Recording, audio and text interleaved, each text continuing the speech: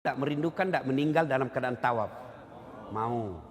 Ibu-ibu mau tidak meninggal dalam keadaan sa'i? Bapak-bapak mau tidak meninggal di tanah suci Mekah depan Baitullah?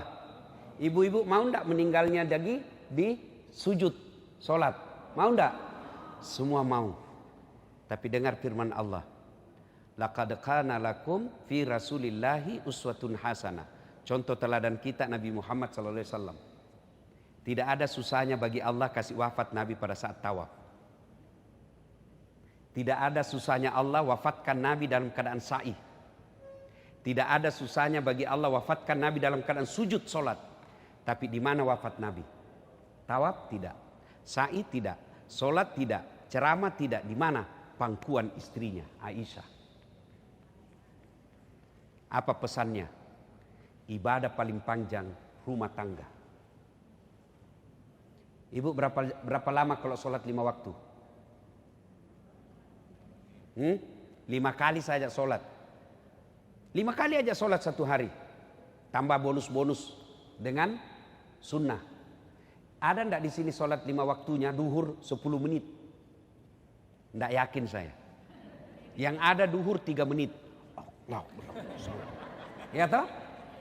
Itu pun yang 3 menit lengkap dengan ingatan WhatsApp. Ini kan? Ayo, haji. Berapa kali Bu haji? Saya tidak yakin ada yang sampai 10 kali haji di sini. Coba. Jadi kalau kita mau mati dalam keadaan haji, peluang rendah. Kalau kita mau mati dalam keadaan sholat, peluang rendah. Tapi berumah tangga, 24 jam berumah tangga. Cari nafkah, ibadah. Mikirkan bagaimana rumah supaya bisa AC, ibadah. Bagaimana cari nafkah anak bisa sekolah, ibadah. Bagaimana bisa menghidupi sopir, ibadah. Bahkan berhubungan suami istri pun ibadah. Itulah sebabnya kalau sama istri kita tidak nyaman. Kenapa? Ibadah, setan tidak mau. Kalau teman selingkuh, godaannya besar. Kenapa setan? Maka ibadah terpanjang selama hidup kita berumah tangga. Nah sekarang rumah tangga ibu. Baru-baru kita Idul Kurban. Saya segarkan kembali ingatan kita sejarahnya itu Idul Kurban. Ya, supaya kita ulang lagi nih kaitannya rumah tangga. Itu kan Ibrahim Pak kaya. Ibu-ibu Ibrahim itu kaya. Hebatnya dermawan. Banyak di Indonesia kaya, serakah, pelit. Sudah kaya, masih serakah plus pelit. Ini Ibrahim kaya dermawan. Hebatnya Pak, dia sembeli 1000 domba, 100 onta. Kira-kira kalau dirupiahkan sekarang 2,5 miliar. Ada di sini 2,5 miliar kemarin kurbannya? Tidak ada. Seluruh malaikat memuji Pak. Apa kata malaikat? Hebat ini Ibrahim. Manusia pun puji. Hebat kau Ibrahim. Jago kau. Beberapa tahun kemudian Ibrahim menikah dengan Siti Sarah. Kata Siti Sarah, bang, abang ini kan nabi. Perlu ada pewaris.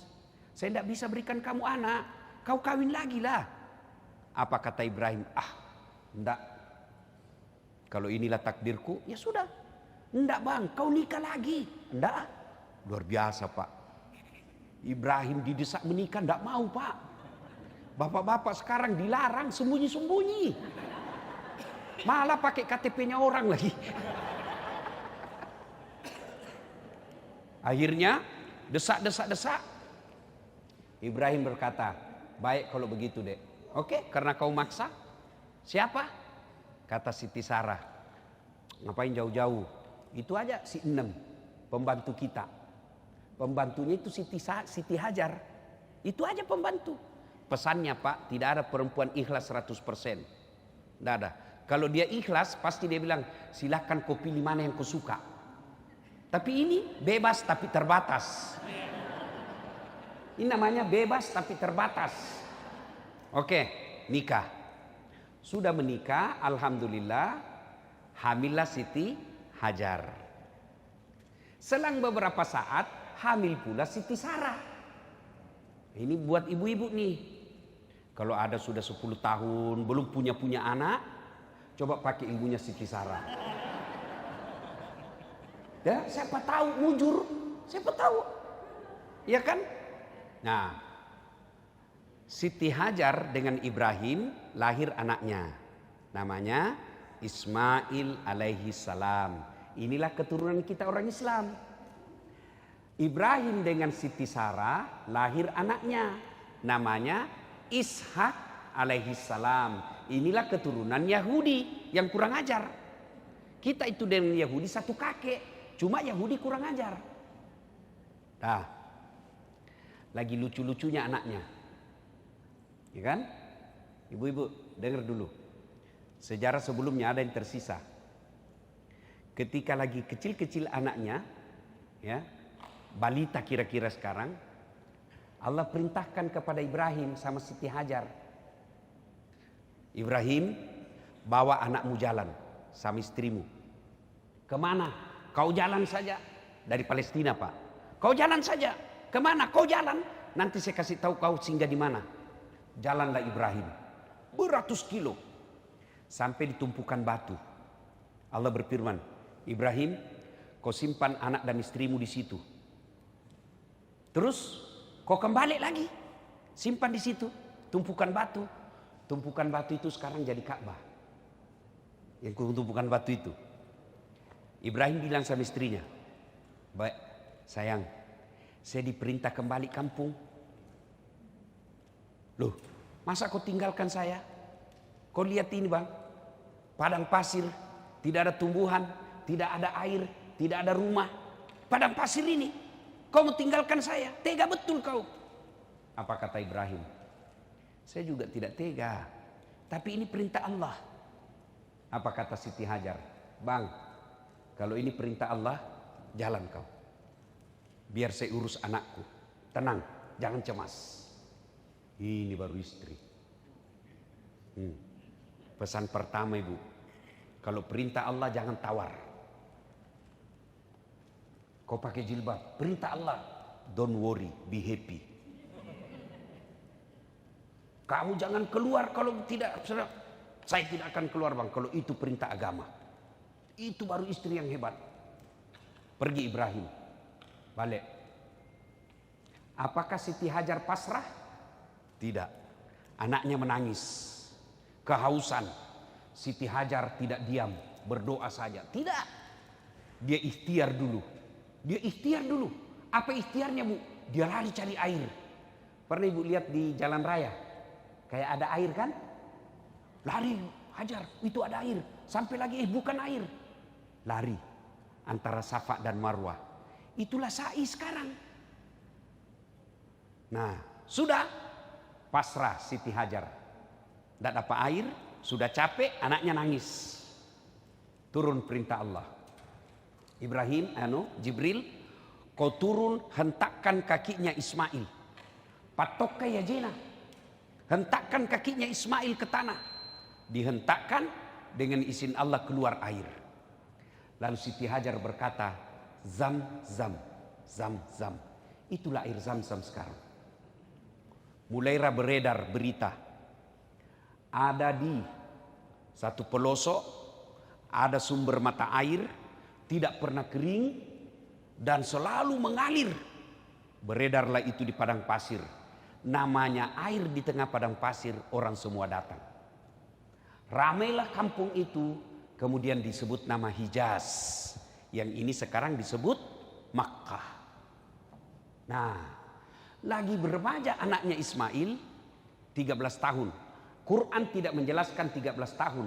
Tapi Quran cuma mengatakan Ismail sudah pandai membantu bapaknya. Kira-kira remaja sekarang, 13-14 tahun. Tanggal 8 Zulhijjah. Ibrahim alaihissalam mimpi.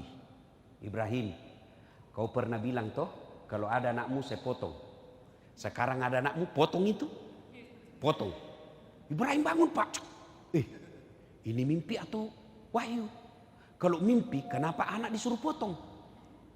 Kalau anak banyak, 10 anak disuruh potong, kita cari mana yang beleng-beleng. Potong anakmu, ini beleng-beleng ini. Ya toh, Ibrahim mikir, ini wahyu atau mimpi? Mikir Ibrahim. Tanggal 8 Zulhijjah itulah sekarang kita sebut dengan hari Tarwiyah, yang artinya hari berpikir-pikir. Makanya kita sunnah puasa. Tanggal 9 Zulhijjah, bangun lagi Ibrahim. Ibrahim, potong anakmu. Kau sudah janji sama saya. Bangun. Ibrahim katakan, ini wahyu, bukan lagi mimpi. Yakin 100% perintah Allah. Maka tanggal 9 Zulhijjah kita sekarang disebut hari Arafah atau hari penuh keyakinan, puasa. Tanggal 10 Zulhijjah, Ismail diajak ngomong bapaknya. Mail. Kalau di Makassar Mail. Ismail. Mail, sini kau dulu. Apa Pak? Ini saya diperintah Tuhan, gue potong kok. Bagaimana menurutmu? Ibu-ibu kalau anaknya ibu di rumah kira-kira dikasih tahu begitu. Nah, saya diperintah potong kau nak.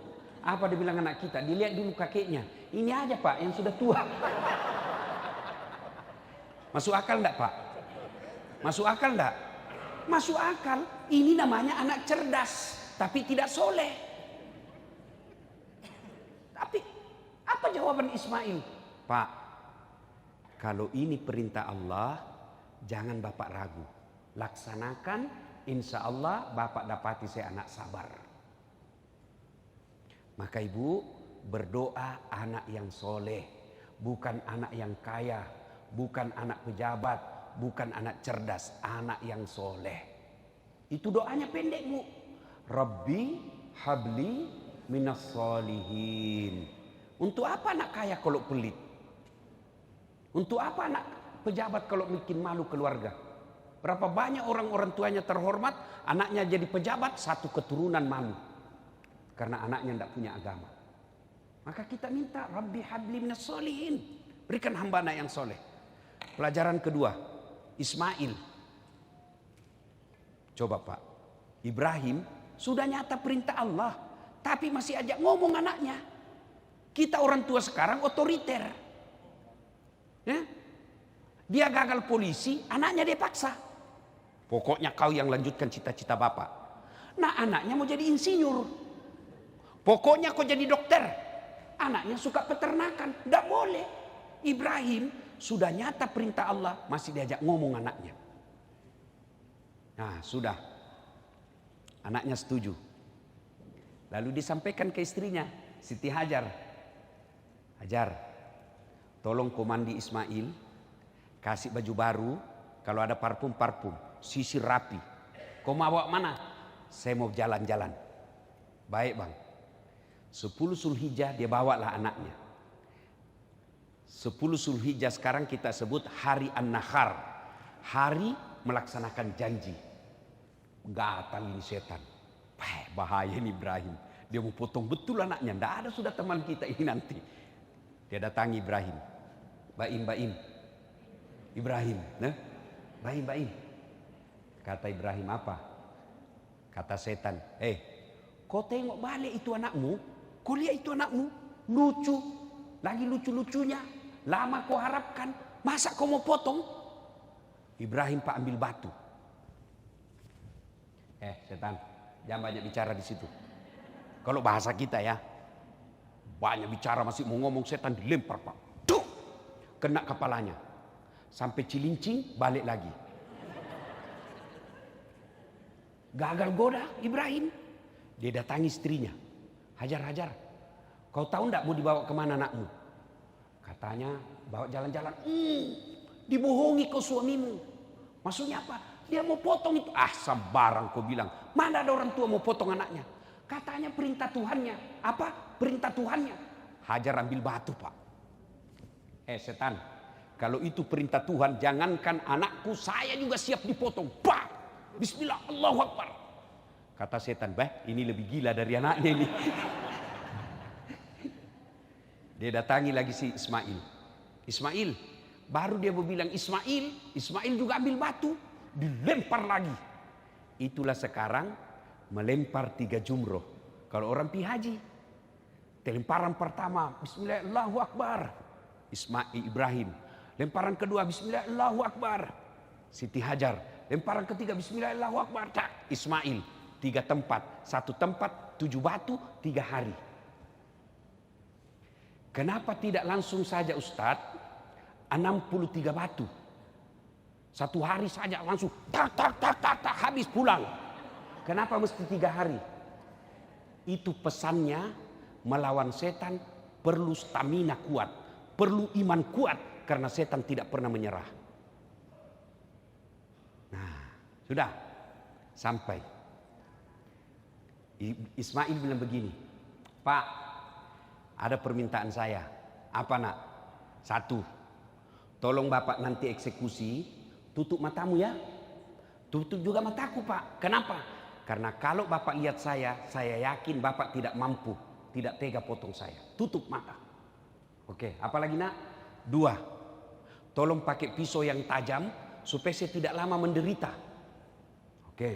3, apalagi nak? Ikat tangan dan kakiku supaya saya tidak meronta-ronta kesakitan. 4, bajuku jangan kena darah supaya ibuku tidak lihat. 5, kalau saya sudah meninggal, tolong tidak ada anak seusia saya lewat depan rumah supaya ibuku tidak ingat saya. Baik, baring. Ibrahim ambil goloknya, dia gerek lehernya. Bismillahirrahmanirrahim.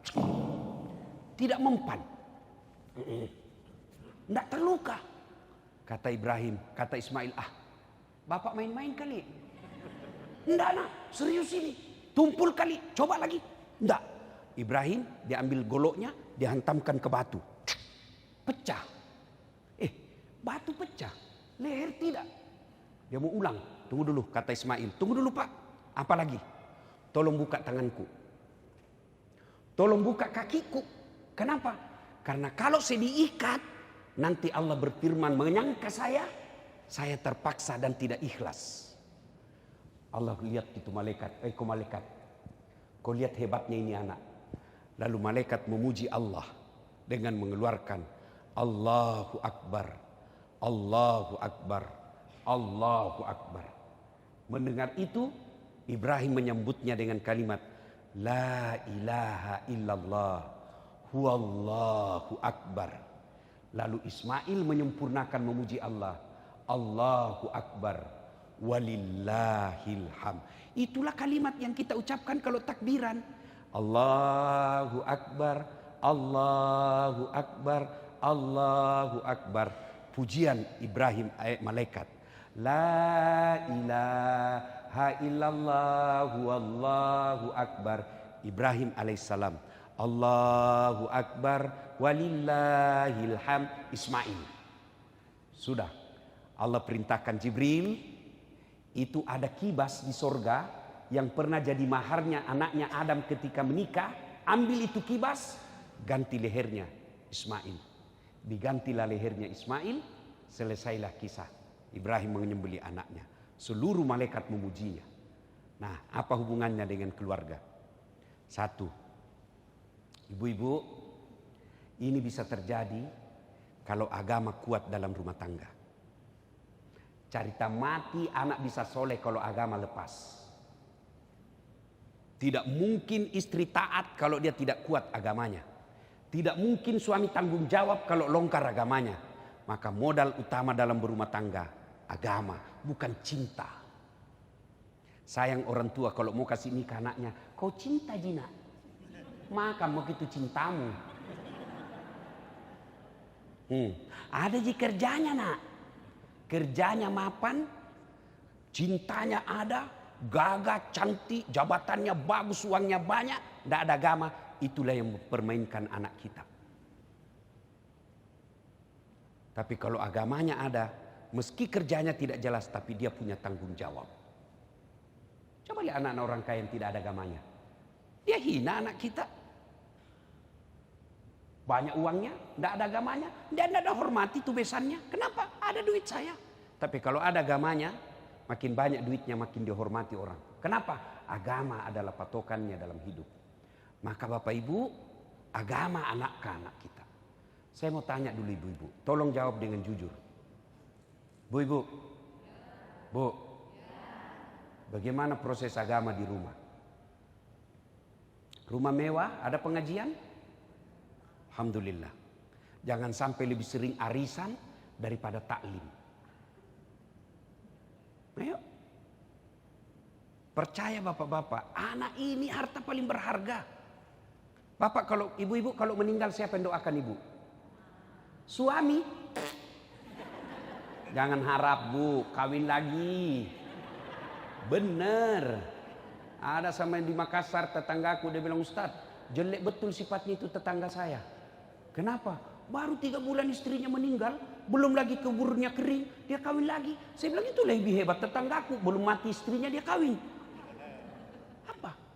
Dia bilang mamanya cek istri saya. Jadi kalau saya duluan menikah, Ustadz juga kawin lagi. Sini kau sayang. Jangankan kau meninggal, masih hidup saja kau, saya selalu berpikir kawin lagi. Apalagi kalau kau sudah mati. Siapa yang doakan ibu? Siapa? Anak.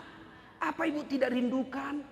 Begitu kita meninggal, anak kita setiap sujud 5 waktunya, dia doa untuk orang tuanya. Saya bukan mau takabur Bu, saya bukan mau takabur. Ini hanya motivasi buat bapak-bapak. Ini rata-rata orang kaya ini di dalam ini. Bohong ibu kalau tidak kaya. Kenapa kau tahu Ustaz? Casingnya ibu-ibu ini beda kan? Saya bisa lihat orang kaya dari casing. Oh ini orang kaya semua ini. Beda Pak. Masya Allah. Saya tidak kaya Bu. Alhamdulillah ibu bapak saya bikinkan masjid. Ibu saya kasih nama Hajjah Sitimang. Bapak saya kasih nama Masjid Abdul Latif. Saya lagi bangun lagi sekarang masjid nama saya. Itu yang kita nanti. Apa ibu tidak merindukan ketika nanti ibu sudah rapuh, tua, anak kita berlomba-lomba untuk mengumrohkan anak kita. Dek, bulan ini ibu di rumah ya, bulan depan baru kau urus. Apalah artinya hidup ini kita tua, banyak duit, anak kita menjadi beban di dalam hidupnya. Datang baru duduk mamanya, kata istrinya, kapan datang mak? Baru sayang, kapan pulang?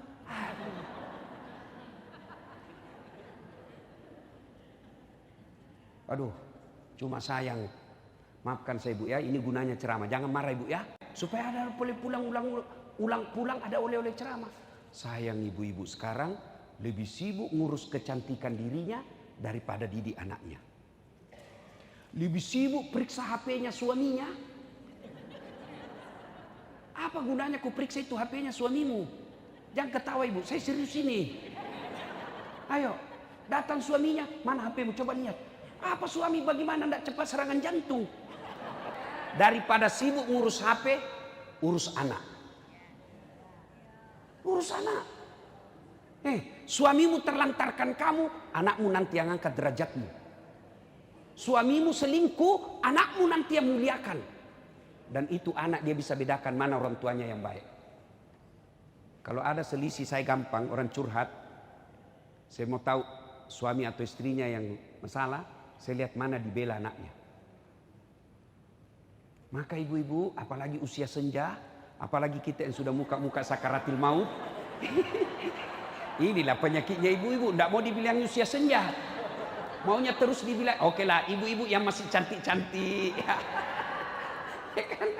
Masya Allah. Untuk apa lagi? Ayo anak bu. Gimana cara didik anak Ustaz? Coba tiap hari ibu baru bangun, mau tidur, pengajian. Anak saya bu sekarang kelas 3, namanya Ece. Itu kalau tidur, mau tidur pasti murattal terputar di kamar. Kalau mati itu murattalnya, bangun dia bu. Kalau AC mati, dia tidak bangun. Tapi kalau murattalnya mati, pasti dia bangun. Dan itu sudah belasan tahun. Saya saja tidak begitu. Kenapa? Karena ibunya masih hamil, ibunya hafal Quran. Itu ngaji terus sampai sekarang. Nah, kalau anak mau baik agama, perdengarkan ayat suci supaya apa? Bersih hatinya. Coba lihat anak-anak kita sekarang Pak. Mewah hidupnya, tapi dinasehati, tidak dengar. Kenapa? Keras hatinya. Kalau hati sudah keras, susah dinasehati. Lebih sayang tuh sama cowoknya daripada bapaknya. Kalau bapaknya nasihati, bapak kolot. Sekalinya cowoknya, iya bang, terserah abang aja, aku ikut. Ya, tua, ibu-ibu, cukup kasih makan barang halal anak kita. Barang halal. Nah sekarang orang tua lebih gelisah, malu kalau anaknya tidak punya iPad, malu kalau anaknya tidak pakai behel, malu kalau anaknya tidak punya mobil. Memangnya ada orang masuk neraka gara-gara tidak punya mobil? Yang masuk neraka karena anaknya tidak sholat. Maka penting pengajian ini, ayo evaluasi kembali cara didik anak. Jangan berharap anak sopan kalau ibu bapaknya selalu dilihat bicara kasar. Anak yang dulu karena waktu terbatas. Yang kedua, Ibrahim itu suami yang baik. Cerita mati bapak mau didengar istri, kalau bapak bohong terus, tidak bakal. Jadi kalau bapak mau didengar istri, jangan bohong. Satu bohong yang boleh. Bohong untuk membahagiakan istri, boleh. Bohong yang bagaimana Ustaz? Ibu beli hadiah, kain, kasih. Gimana pak? Bagus enggak? Paling bagus ini. Selama kita menikah ini baju yang paling baik. Malah kalau bapak jujur dosa. Bodoh memang kamu ini. Warna apa ini? Bohong seperti itu boleh. Nah, bagaimana suami yang baik? Suami yang baik teladan. Jangan harap istri kita mau izin keluar kalau kita juga kadang-kadang tidak keluar. Keluar tidak menyampaikan. Ini juga perlu ibu. Ibu-ibu, Bu, suami tidak wajib minta izin. Enggak. Istri wajib minta izin. Kenapa Ustadz? Karena langkahnya ibu ditanggung oleh suami. Sementara dosanya suami ibu tidak tanggung. Kedua, suami memang tugasnya lebih banyak di luar. Istri harus banyak di dalam. Jadi kalau sedikit-sedikit izin, repot. Maka laki-laki itu bukan minta izin, tapi memberi izin. Laki-laki itu menerima laporan, bukan melapor. Ibu tahu ini, di situ pintu masuknya setan. Itu kata Nabi. Ibu mau enggak dirindukan surga? Satu kata Nabi, aqimis salah. Dia puasa, dia sholat. Dua, dia puasa Ramadan. Tiga, dia jaga harga dirinya. Empat, dia taati perintah suaminya. Kalau ini diamalkan, tadahulul jannati bisalam, masuk ke surga dengan penuh keselamatan. Pintu surga yang kamu mau, terserah. Tapi setan tahu ibu, setan tahu. Makanya apa? Dia hasut kita, lawan suamimu, lawan suamimu, lawan suamimu. Nah, itu pintu masuknya, setan. Maka boleh enggak perempuan cari nafkah? Boleh. Cuma kalau dia cari nafkah dan banyak uangnya, potensi melawan suami. Maksudnya apa Ustaz? Saya tanya ibu, kira-kira kalau suami ibu gajinya 5 juta, ibu gajinya 20 juta, kira-kira masih menghormati suami enggak? Ibu aja enggak punya gaji kita lawan suami ibu.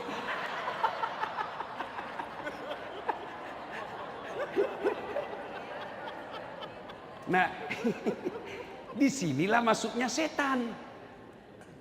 Bu, kalau sholat, setan sholat. Tapi kapan ibu lawan suami, maka ridha Allah lepas. Ridhanya Allah, ada ridhanya suami. Nah, maka setan hasut kita. Curiga kok. Ketemu tadi cewek. Kalau ibu mau enak, sangka baik. Orang kalau sangka buruk dalam rumah tangga, percaya tidak akan pernah dia bahagia. Coba kalau sangka baik ibu. Telepon suami tidak dijawab pagi-pagi. Oh, lagi sholat duha. Mungkin ada perasaan. Telepon lagi siang. Oh, berjamaah duhur ini. Kan? Sore lagi telepon, tidak dijawab. Jam 5 sore ada WhatsApp teman. Saya lihat suamimu di sampingnya ada cewek di atas mobil. Oh, berarti dia lagi nge-grab. Iya kan? Enak perasaan ibu toh. Tapi kalau sangka buruk terus, ilaha illallah, tidak bisa tenang. Jangan harap istri kita santun kalau kita kasar. Istri saya suka ngomel, takdirnya itu bu. Kalau ada perempuan tidak ngomel, pasti ada kelainan. Benar, hobinya itu perempuan ngomel. Dan satu lagi pak, perempuan itu ahli sejarah. Sekali bapak bikin kesalahan, sudah wassalam. Tidak bakal, itu dia ulang pak. Pak, coba dinasehatin, dia punya salah.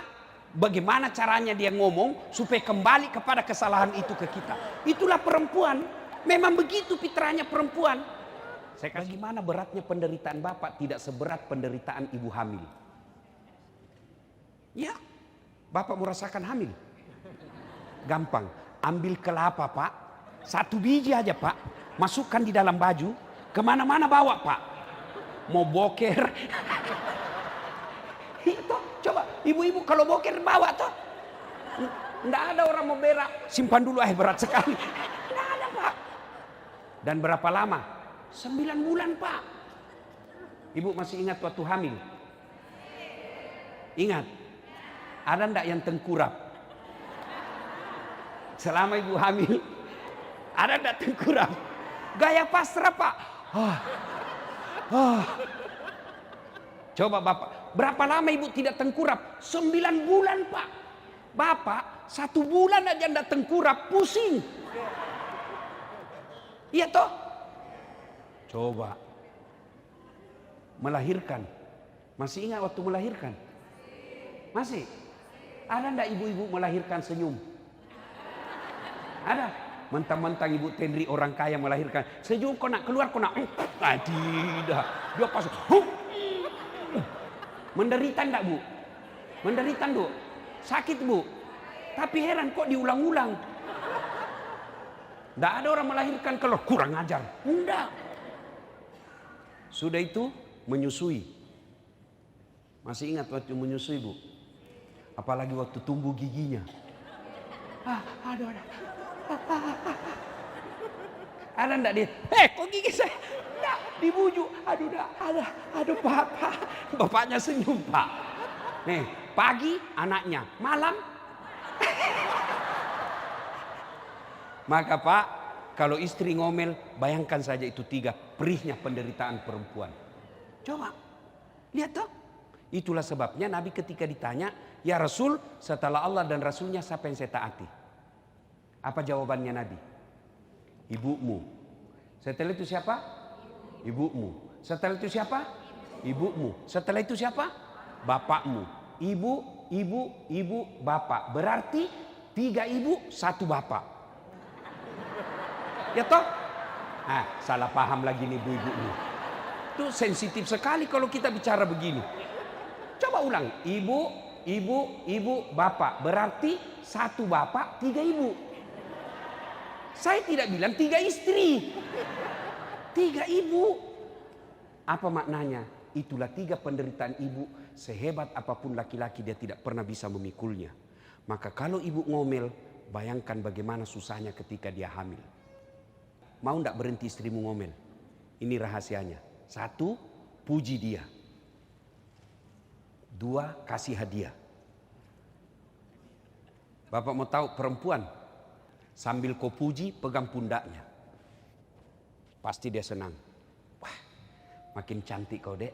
Meskipun dia tahu kita bohong, dia tetap senang. Iya tuh bu? Iya. Wah, kau tambah cantik saya lihat. Padahal dia tahu bohong ini suamiku. Tapi dia tetap senang juga. Maka itu perempuan, kesalahan kita malas memuji. Kalau tetangga, wah puji. Ya bu, aduh ibu awet muda kelihatan. Itu didengar istrimu, hancur. Yang kedua, kasih hadiah. Bapak habis dinas, urus usaha, 4 hari baru pulang. Bawakan hadiah. Mau itu kembang, coklat, baju, paling senang emas. Ya, kasih emas. Ternyata beberapa hari kemudian dia tahu palsu. Kau bilanglah, kau tahulah sayang, saya mau kasih kau yang emas yang asli, tapi kan lagi serat ekonomi. Meskipun itu palsu tapi percaya, cintaku 24 karat dalam hati. Mulai dia senyum itu. Iya, istri saya kasih gitu. Palsu Ustaz. Iya, tetap cintaku asli. Dia senang. Kalau dia marah, saya peluk. Marah dia, saya peluk. Bila kamu di sisiku. Mulai senyum lagi tuh. Masih marah, ku peluk tambah ku kencing, baru ku bilang, insaflah wahai. Berhenti dia marah, Pak. Jadi perempuan kalau marah, Bapak jangan marah dan jangan bawa perasaan. Dan itu perempuan kalau sudah di depan kita, Pak, tidak berlaku pangkat jabatan dan sekolah, hilang semua itu. Dia bilang, mamanya cek di rumah istriku, Bu, kamu boleh siga panggung di luar, kau boleh siga mimbar di luar, tapi kalau di rumah kau Hello Kitty. Saya pasrah. Apa daripada kacau rimba persilatan, Pak. Lebih kita mengalah. Kalau perempuan ngomel, puji, kasih hadiah. Bapak tidak percaya? Saya tanya, ibu-ibu, biar suami tidak pulang yang penting ada Nah, coba dengar. Uang dia cari, Pak. Nah, maka kesalahan kita jarang memuji, tidak mau kasih hadiah. Pasti ngamuk. Nah, ibu bapak saudara-saudara sekalian, pesan ketiga, bersedekahlah. Sedekah. Ibu-ibu yang kaya-kaya ini, yang punya emas-emas berlian. Kalau ibu meninggal nanti siapa yang pakai, Bu? Istri kedua ibu. Begitu ibu meninggal, suami dia cabut dulu itu cincin. Ini cincin kawin kita, sayang. Nggak mau keluar, dia kasih sabun. Sudah itu dia cabut lagi kita punya gelang. Ini waktu ulang tahun pernikahan kita waktu umrah emas Dubai. Cabut. Sudah itu dia cabut lagi kita punya kalung. Ini waktu dulu kita jalan-jalan ke Singapura. Terakhir gigi palsunya ibu dia cabut juga. Sudah dia simpan sambil penuh derai air mata. Dia simpan di lacinya. 4 bulan kemudian Rioni teman SMA. Ketemu cinta lamanya yang sudah janda. Aduh, hancur. Emas yang disimpan baik-baik diambil kembali. Dia senyum bawakan mantannya, Dek. Ini kau pakai saja ya. Sudah mati yang punya. Bu, daripada dipakai istri kedua, mending bawa untuk kuburnya ibu. Dan orang kaya hebatnya, biar dia pakai palsu, orang bilang asli. Ya, Ibu Nur misalnya. Iya, biar palsu, orang bilang enggak mungkin, pasti asli. Maka saya sarankan lebih baik ibu pakai yang palsu. Yang asli bawa ke panti asuhan. Yang asli bawa ke masjid di kampung. Yang asli bawa ke penghafal Quran. Bapak-bapak yang miskin, ibu-ibu yang miskin, ndak usah pakai yang asli. Karena biar asli orang juga ndak percaya. Maka yang asli ibu jual, bawa ke pesantren. Ini disebut pandai menyikapi harta. Percaya Bu, kalau sudah masuk kubur, putus. Kecuali tinggal anak yang soleh dan amal sedekah. Dan demi Allah, tidak ada orang bangkrut gara-gara sedekah. Ustadz, saya dengar ceramahnya Ustadz tadi, rasanya anak saya sudah tidak bisa saya harapkan Ustadz. Tidak tahu ngaji, lancar bahasa Inggris, tapi saya tidak pernah dapati dia mengaji. Lancar bahasa Korea Ustadz, duitnya banyak, tapi tidak pernah saya dapati berjamaah. Jangan putus asa. Anak pesantren ibu urus. Ustadz, saya sampai sekarang belum punya anak. Wala ta'asu min rauhillah. Jangan putus asa. Ibu datang ke pesantren, tanya gurunya, ada penghafal Quran? Ada. Berapa biaya hidupnya 1 bulan? Bu, 700.000 1 orang. Saya tanggung 7 orangnya, 2.500.000 berapa? 20. Nah, saya tidak terlalu kuat kalau urusan uang, Bu. Ibu-ibu lebih apa? Nah, misalnya satu anak 700 Ustaz, 3 anak saya tanggung Ustaz, 2.100.000 kirim tiap bulan, itulah yang menjadi anaknya Ibu. Selama dia belajar agama sama anak kandungnya Ibu meskipun tidak dilahirkan. Begitu juga bapak-bapak. Bapak tidak usah jadi ustaz. Berat. Gimana caranya? Urus ustaz. Ustaz datang, Ustaz pakai kendaraan siapa? Ada kendaraan saya pakai Ustaz. Bapak dapat pahala dari Ustaz. Seperti pahalanya Ustaz tanpa mengurangi pahalanya Pak Ustaz. Ibu-ibu punya rumah mewah. Supaya malaikat ikut datang. Ayo panggil anak-anak yatim tiap malam Jumat makan di rumah. Jangan makannya seadanya. Kasih makanan yang hebat. Dan hebatnya itu Ustaz, anak yatim. Kalau masuk orang mewah Pak, dia terpesona seolah dalam surga. Wah. Tapi kalau ibu undang orang kaya, dia cari yang jelek itu. Gordennya tidak serasi. Dan kalau orang kaya, ya tuh ibu, padahal banyak yang bagus, yang jelek dicari. Mana yang jelek? Maka lebih baik ibu panggil anak-anak yatim.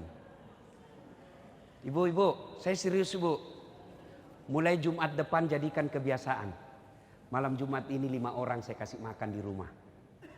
Ya Allah, tolak bala. Mudah-mudahan anakku terhindar dari narkoba. Mudah-mudahan suamiku terhindar dari niat jahat. Itu jauh lebih efektif daripada periksa handphone. 1 handphone dia kasih ke suamimu, masih ada 2 di mobilnya. Kenapa begitu? Saya pelakunya. Repot juga kalau setiap saya. Repot, lebih kita sembunyi 2. Kau periksa, bisa dia ganti namanya. Kata Nabi, siapa yang mau dipanjangkan umurnya, dimurahkan rezekinya, dan tertolak dari bencana, maka hendaklah dia bersedekah. Sedekah ibu. Ibu punya kudung 25. Kenapa banyak sekali bu? Pakai 2 aja. Orang sudah bilang gila, apalagi beli pakai 5. Tidak mungkin. Jadi gimana? Kita pergi majelis taklim di kampung-kampung. Ayo ibu-ibu kumpul kudung-kudungnya yang bagus dan jarang dipakai. Ayo kita sedekahkan ke majelis taklim. Itu baru manfaat. Simpan di rumah saja kan bingung. Mana dulu ku pakai, sudah pernah aku pakai ini? Oh belum, nggak matching kira-kira ini. Bingung. Coba kalau cuma 2, langsung selesai. Saya juga begitu bu. Waktu masih sedikit baju saya bu, nggak repot. Ini cek. Sekarang setelah banyak bingung. Apa ini sudah ku pakai? Karena saya pernah benar bu. Saya ceramah, ada ibu-ibu saya lewat. Dia bilang, itu lagi bajunya yang di YouTube. Ya ibu-ibu, sedekah.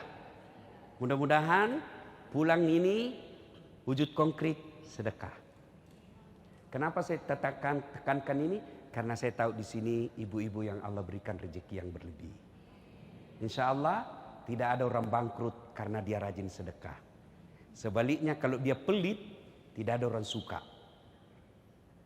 Jangkau ke rumahnya, dia pelit. Padahal dia juga pelit.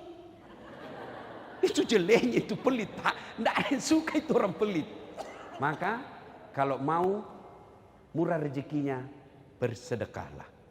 Tolak bala, insya Allah. Bapak saudara-saudara sekalian, ini saja tausiah kita. Mudah-mudahan ada manfaat. Saya menutup, inna a'tainakal kautsar. Sungguh betapa banyak nikmat yang Allah berikan kepadamu. Fasholli li rabbika wanhar. Maka bersolatlah dan berkurbanlah. Fasholli li rabbika wanhar. Inna dzaniyaka huwal abtar. Kalau kau tidak mau bersedekah, kamu lalaikan solatmu. Padahal saya kasih kau banyak nikmat. Rumahmu bagus, mobilmu mewah, perhiasanmu baik.